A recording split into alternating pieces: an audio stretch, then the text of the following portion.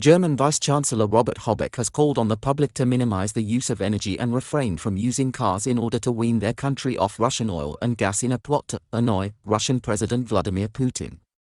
Even though German imports have fallen this year, it still gets a quarter of its oil and 40% of its gas from Russia. The country has already halted the opening of a big Russian gas pipeline, Nord Stream 2, in response to the war. Mr. Habeck, who is also economics minister and co-leader of the Greens, said, "If you can take the train or bike over Easter, that's good too, it's easy on the wallet and annoys Putin."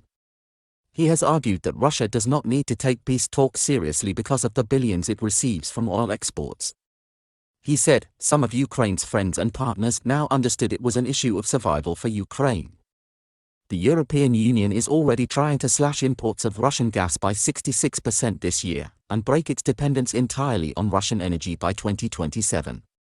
Last week, Germany's finance minister Christian Lindner said the country was moving, as quickly as possible, to ditch Russian energy, but poured cold water on a sudden stop.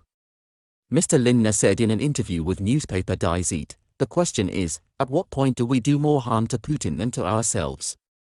If I could only follow my heart, there would be an immediate embargo on everything."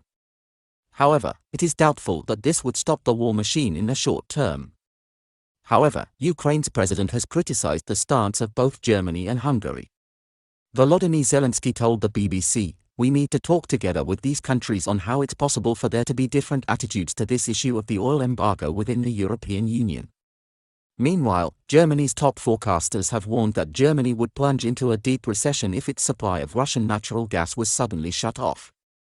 The country would lose €220 billion, $238 billion, in economic output over the next 2 years in the event of such a shock, according to a report by 5 German economic institutes.